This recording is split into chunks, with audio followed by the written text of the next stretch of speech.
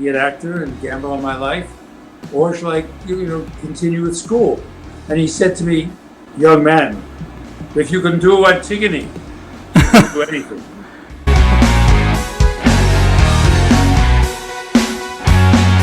Be careful when entering his dojo if your objective is to remain in one piece. I, for one, would never cross John Kreese. Yes, I'm talking about his iconic role in The Karate Kid. Hey! You lose concentration of fighting your dead meat.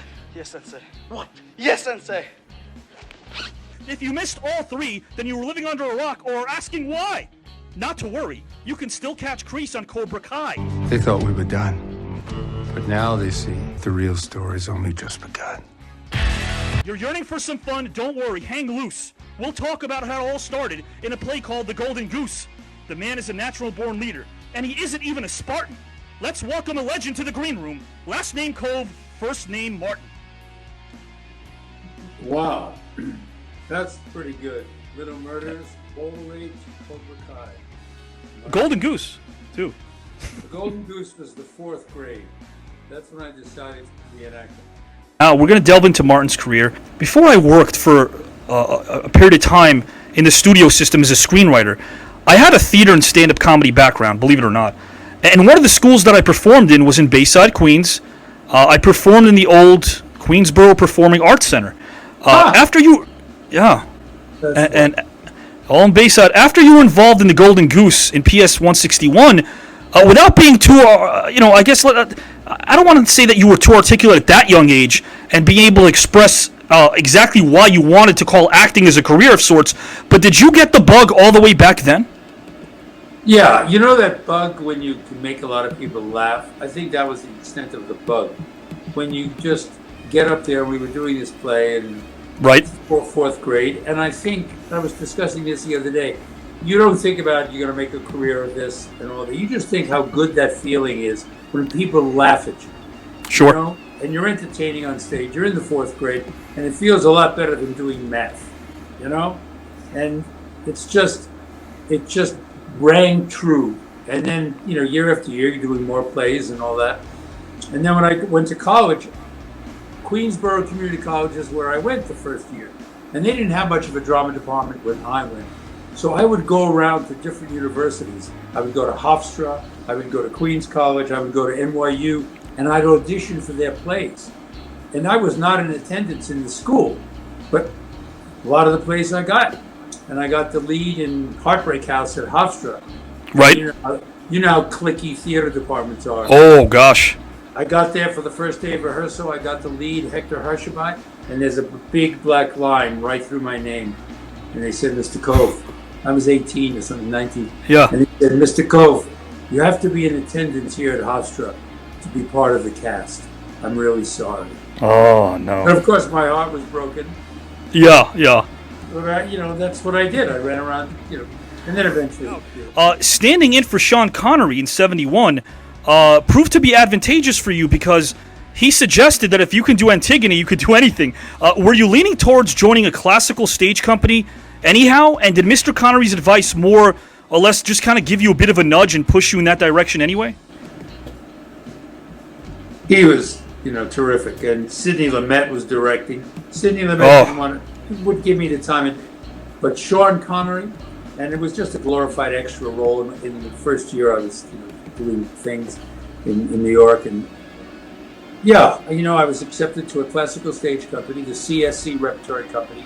And they would do things like, they would do, Romeo and Juliet, and they would do King Lear, Revenger's Tragedy by Cyril Turner, and all these great classics. And I was accepted to NYU School of the Arts, and I didn't know what to do. And I went up to him and I said, this is a dilemma. Can you help me? Should I just go out and gamble and just be an actor and gamble on my life? Or shall I, continue with school?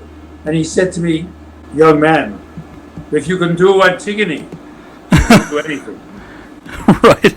So he meant if you can do the Greek classics, you can do anything. So just take the shot and get out there. So I did. I love that. A man that I admired for his honesty and insight was a man by the name of Sumner Redstone. He was the founder of Viacom. I loved talking to him when I first started out as a screenwriter. He's a man that really was always very honest with me. Had mentioned to me that getting cast back then was as simple as hitting your marks, reading well during auditions. There weren't as many moving parts as it pertains to the audition process as there is today. Do you feel as if yesterday's way of doing things was much more advantageous to the actor? Well, you had more personal connection, I think, in those days, and you were able to meet directors. You were able to meet producers. And I remember meeting Bob Fosse. I mean, you couldn't get better than meeting, whether I got the part or not. Sure. This guy just interviewed you and cared about you and wanted to know about you. The bottom line is that you had personal contact with directors and all of that. And now you don't have it. Now you have to send it a video, you know? And of course you get more takes on the video. And so the actors can, you know, benefit that way. But there are more actors now and there are more production. There's more production now. It was much more personable, therefore it had maybe resonated more to the people that were actually the decision makers, essentially, right? Well, it did. I believe that. I mean, there were so many times the first year I was here, I did 8 TV shows and 3 movies. And sure. In those days, I still had Steve McQueen in my eyes. I still wanted to be Steve McQueen. I didn't want to be Martin Kove. I wanted to be Steve McQueen. And the bottom line is, everybody wanted to be Steve McQueen, you know? But the thing was, Steve McQueen does his thing and Marty Kove does his thing, you know? But I didn't know that. I still wanted to be Steve McQueen. Sure. And the bottom line is, it gets in the way.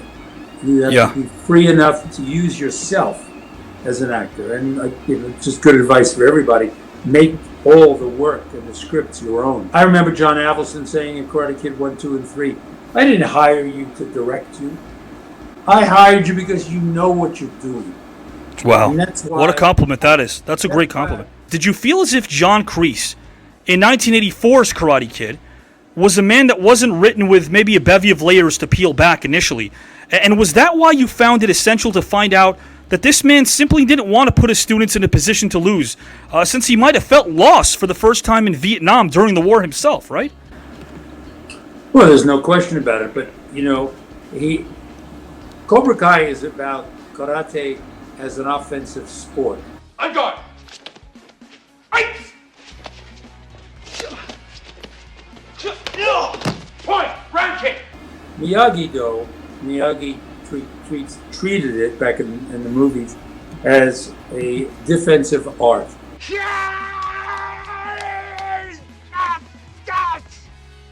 And so, you know, what he experienced, you know, they never went into his vulnerability in the movies. It was white hats and black hats.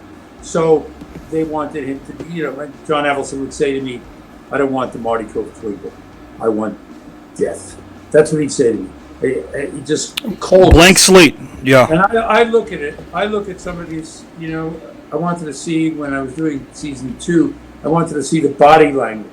So I looked at all the scenes I was in Karate Kid 1. And whether his boys won or lost, John Kreese never changed his expression. He never was, you know, it was jovial. It was never jovial, and he wasn't going to kill you if you lost. But he didn't approve, and it was a one-dimensional character. As we do the Cobra Kai, because they go into the vulnerability, I signed on because I wanted them to explore the vulnerability. I wasn't trying to hurt anyone. You wanted them all to be like you. No, I wanted them all to be better than me. Be adventurous as writers, and I would sign on to play. But did the guarantee of versatile solutions and situations and vulnerability in Kreese's story arc, was that what sealed the deal for you? Well, I mean, you know, they said they were going to diversify the writing and they weren't going to make it one-dimensional. So I bought into it, and that was at the first dinner before. They wanted me to come in episode 10, and season 1, and I said, well, why can't I come in episode 5 and 6? He said, no, you're going to set up season 2 by your entrance, because everybody thinks you're dead. So I show up, I do that scene, you know, they write a cigar in there, which I was smoking, and they write, you know, that scene where I say, the real story's only just begun. Right, it was a great setup. And then, you know, I met with them after that first season, and I met with them and I made my notes and I worked with I worked with some mercenaries, I worked with some Army Rangers, and I got all these stories. And I went with a big yellow pad to talk about season 2. Vulnerability, flashbacks, the whole deal. I never even got to my notes. They That's had incredible. done it all. They Wow. saw it all. They wrote it that way. They said, we have that already. I think, Pat was a great guy. And, Sure. He, when he honks my nose, he could have killed me in that scene.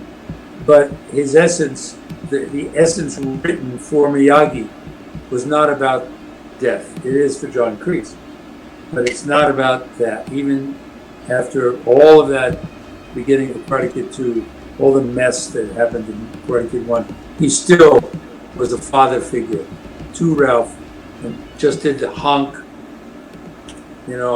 and move on. That's leaving you with one last question, Martin. If you can select just one word that you would hope your loved ones remember you by forever, what word would that be and why?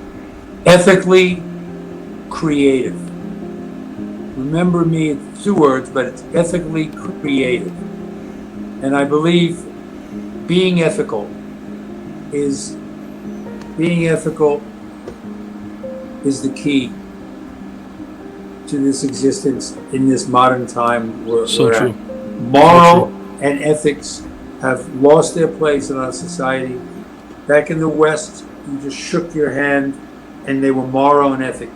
It was an impossible time to live between Native Americans and the weather and outlaws and all that. Having a ranch in the middle of Oklahoma, you're inviting trouble.